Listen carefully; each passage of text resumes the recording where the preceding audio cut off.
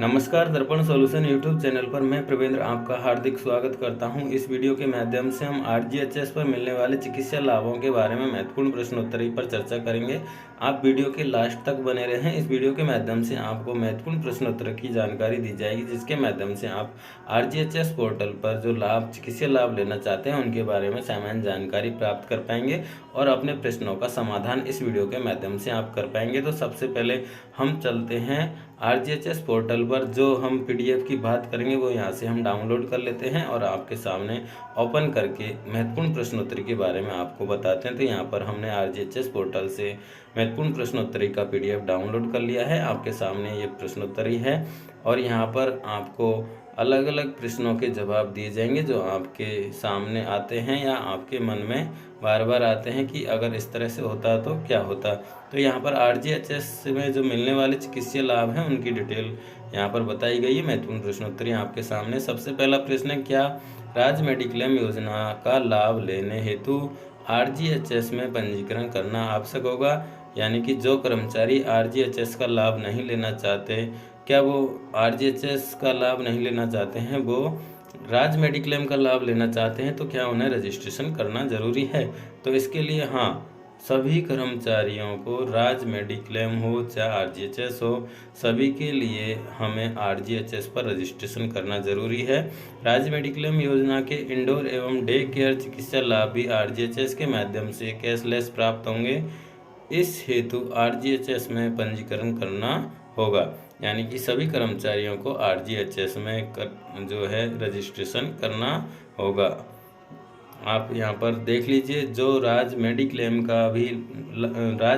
का लाभ लेना चाहते हैं, आरजीएचएस का लाभ नहीं लेना चाहते, उन कार्मिकों के लिए पहला प्रश्न है, अगर वो लाभ नहीं लेना चाहते आरजीएचएस का, फिर भी उन्हें आरजीएचएस पोर्टल पर अपना रजिस्ट्रेशन करना होगा, अपना कार्ड जनरेट करना होगा। दूसरा प्रश्न यहाँ पर है, यदि पति पत्नी दोनों 1/1/2004 से पहले के कर्मचारी हैं तो आरजीएचएस का लाभ किस प्रकार मिलेगा? तो इसके नियम पहले वाले ही रहेंगे। पूर्व में लागू नियमों के अनुसार लाभ जो देय होगा आरजीएचएस के माध्यम से कैशलेस प्राप्त होगा। दोनों में से जिस कर्मचारी का मूल वेतन अधिक प्राप्त हो रहा है वो स्वयं की एसएसओ आईडी से आरजीएचएस में रजिस्ट्रेशन करे, जिससे कि परिवार को उच्चतर लाभ प्राप्त हो सके। तो यहाँ पर रजिस्ट्रेशन सबको करना होगा और इनका पति पत्नी है तो एक ही रजिस्ट्रेशन होगा और एक रजिस्ट्रेशन के अंदर ही दूसरे कार्मिक की डिटेल अपडेट करनी होगी। इस तरह से आप रजिस्ट्रेशन की प्रोसेस में ये चीज़ देखेंगे। तो यहाँ पर क्लियर कर दिया गया है कि दोनों में से जो उच्चतर पेमेंट ले रहा है, वो हाईयर पेमेंट ले रहा है, वो अपना एसएसओ से अपना रजिस्ट्रेशन कर लें। ये 1/1/2004 से पहले वाले कार्मिकों के लिए है। अब इसके बाद में अगला प्रश्न है, यदि पति पत्नी दोनों में से कोई 1/1/2004 से पहले और 1/1/2004 के बाद का राजकीय कर्मचारी है तो आरजीएचएस में लाभ किस प्रकार मिलेगा? तो पूर्व में लागू जो नियम है उनके अनुसार आरजीएचएस के माध्यम से कैशलेस ही प्राप्त होगा और जो कार्मिक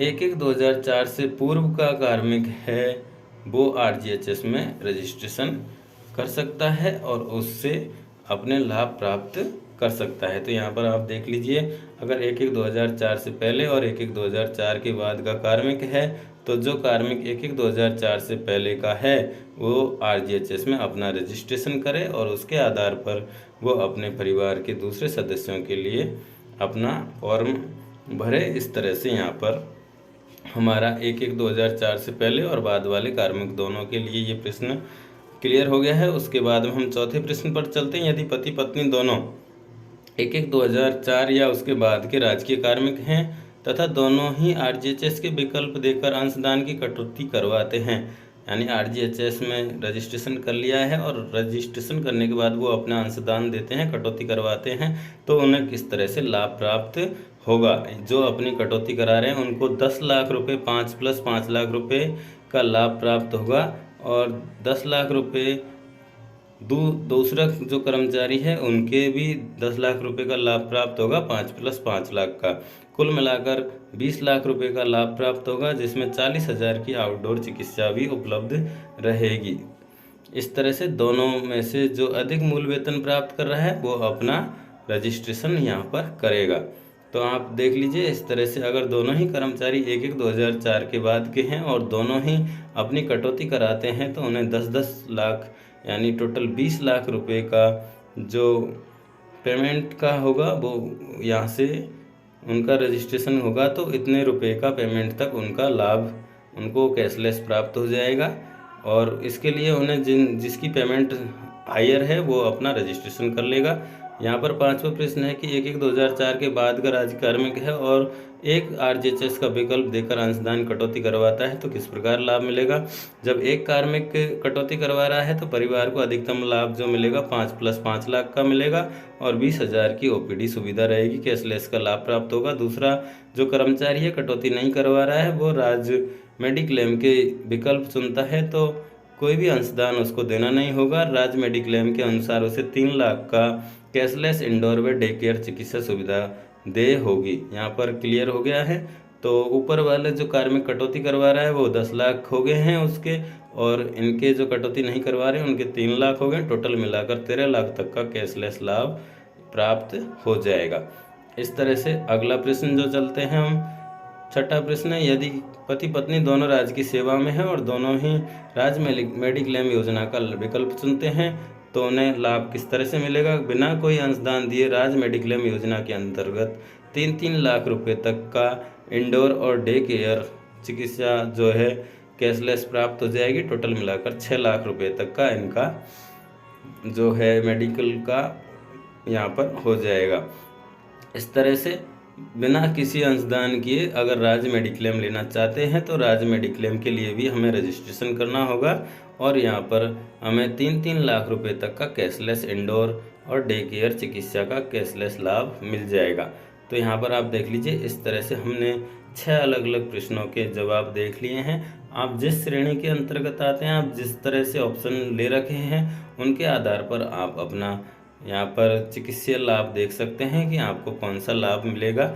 इस तरह से आप अपने जो भी साथी हैं उनको इस तरह से ये वीडियो शेयर करें जिससे कि वो अपना डिटेल चेक कर पाएँ कि वो किस तरह से लाभ ले रहे हैं और उनको कौन कौन से लाभ दे होंगे, कितने अधिकतम कितने लाख तक का लाभ उन्हें मिल जाएगा। और अगर वो अंशदान नहीं दे रहे हैं तो अंशदान नहीं देने पर उन्हें 3-3 लाख रुपए तक जो राज्य मेडिक्लेम के अंतर्गत है वो लाभ प्राप्त होगा, जिसमें इंडोर और डे केयर चिकित्सा सुविधा कैशलेस उपलब्ध होगी, यानी कि उसके लिए हमें कोई भी पेमेंट नहीं देना पड़ेगा। अगला प्रश्न यहाँ पर 7वां प्रश्न है, यदि पति पत्नी दोनों में से कोई एक दिनांक 1/1/2004 से और या उसके बाद के राज्य के कार्मिक है तथा एक जो स्वायत्त शासी निकाय है एसएबी में कार्यरत है एवं राज्य कर्मचारी जो हैं अपने निर्धारित पे मैट्रिक के अनुसार अंशदान स्वायत्त शासी जो कर्मी है वो 6100 रुपये का वार्षिक अंशदान आरजीएचएस को देते हैं तो उन्हें क्या लाभ प्राप्त होगा। तो यहाँ पर 10 लाख रुपये 5+5 लाख रुपये प्लस 10 लाख रुपये 5+5 लाख रुपये का लाभ प्राप्त होगा, यानी कि उन्हें 20 लाख रुपये का लाभ प्राप्त होगा और 40,000 रुपये की आउटडोर सुविधा उन्हें उपलब्ध होगी। कैशलेस लाभ प्राप्त होगा। दोनों में से जो अधिक मूल वेतन प्राप्त कर रहा है वो अपना रजिस्ट्रेशन एसएसओ लॉगिन से आरजीएचएस पोर्टल पर जाकर करेंगे। तो यहाँ पर क्लियर हो रहा है, जितने भी कार्मिक हैं जो अंशदान दे रहे हैं उनके 5+5 लाख रुपये की फैसिलिटी कैशलेस प्राप्त होगी और जो अंशदान नहीं दे रहे हैं उनके 3 लाख रुपए की कैशलेस फैसिलिटी प्राप्त होगी। और जिनका मूल वेतन अधिक है वो अपनी आईडी से रजिस्ट्रेशन करें जिससे कि उन्हें उच्चतर लाभ प्राप्त हो सके। तो यहाँ पर क्लियर हो गया है। स्वायत्त शासी निकाय के जो कार्मिक हैं वो 6,100 रुपये वार्षिक अंशदान देंगे जिससे उन्हें साल में 10 लाख रुपये 5+5 लाख रुपये का कैशलेस इलाज प्राप्त होगा। अगला प्रश्न है, यदि पति पत्नी दोनों ही स्वायत्त शासी में कार्यरत हैं और कोई एक 6,100 रुपये वार्षिक अंशदान देता है तो उन्हें क्या लाभ प्राप्त होगा। आरजीएचएस के अंतर्गत 5 लाख रुपये तक का जो लाभ है वो प्राप्त होगा प्लस 5 लाख रुपये जो अदर है वो भी प्राप्त हो जाएगा और इसके अंतर्गत 20,000 का आउटडोर चिकित्सा सुविधा कैशलेस यहाँ इनको प्राप्त हो जाएगी। यहाँ पर स्वायत्त शासी निकाय की बात कर रहे हैं। स्वायत्त शासी निकाय जो हैं एसएबी के अंतर्गत यहाँ पर कर्मचारी को 5 लाख प्लस 5 लाख रुपए का जो एक कर्मचारी दे रहा है अंशदान उसके हिसाब से प्राप्त होगा और 20,000 रुपये का आउटडोर चिकित्सा यहाँ पर प्राप्त होगी। इसी तरह से अगर अगला प्रश्न देखें, 9वां प्रश्न है, पति पत्नी दोनों ही स्वायत्तशासी निकाय में कार्यरत है और दोनों ही आरजीएचएस में अंशदान देते हैं तो उन्हें क्या लाभ प्राप्त होंगे। आरजीएचएस के अंतर्गत कुल 10 लाख, 5 लाख प्लस 5 लाख प्लस दूसरे कर्मचारी के 5 लाख प्लस 5 लाख 10 लाख और कुल मिलाकर 40,000 रुपये आउटडोर की चिकित्सा सुविधा इन्हें प्राप्त हो जाएगी। इसी तरह से हम 10वें प्रश्न की बात करते हैं। लाभार्थी द्वारा आरजीएचएस व मेडिकल में से किसी एक विकल्प का चयन करते समय जो चयन कर लिया है उसके पश्चात क्या वो विकल्प का परिवर्तन कर सकते हैं। तो इस विभाग के नियम परिपत्र संख्या 1 क्रमांक F1/240/2020-21/480 480 से लेकर 484 तक का जो आदेश है उसके अनुसार कार्मिक आरजीएचएस या मेडिक्लेम में से जिस विकल्प का चयन करता है उस विकल्प पर निरंतर उसे लाभार्थी रहना होगा। यानी कि एक बार जो विकल्प ले लिया उस पर उस कर्मचारी को आगे तक रहना होगा। जो आरजीएचएस सेलेक्ट करता है उसको आरजीएचएस में रहना होगा और जो मेडिक्लेम सुविधा के लिए ऑप्शन लेता है वो मेडिक्लेम सुविधा के अंतर्गत रहेगा। तो यहाँ पर ये क्लियर हो गया है, जिसने जो ऑप्शन ले लिया है उसी को उसको लास्ट तक फॉलो करना पड़ेगा। अगला जो प्रश्न है इसमें लिखा हुआ है कि क्या पेंशन प्रणाली के सेवानिवृत्त कर्मचारी एनपीएस पेंशनर को भी आरजीएचएस का लाभ देगा। विभाग के रूल जो हैं ऑर्डर हैं उनके अनुसार दिनांक 14 जुलाई 2021 को ऑर्डर है, उसके अनुसार यहाँ पर लिखा हुआ है एनपीएस पेंशनर द्वारा आरजीएचएस के मासिक आधार पर अंशदान या 10 वर्ष के बराबर एक मुश्त अंशदान देने पर जीवन पर्यंत उन्हें कैशलेस लाभ प्राप्त होगा, जिसमें उन्हें 5 + 5 लाख रुपए तक की सुविधा और 20,000 रुपये आउटडोर चिकित्सा सुविधा कैशलेस लाभ दे होगा।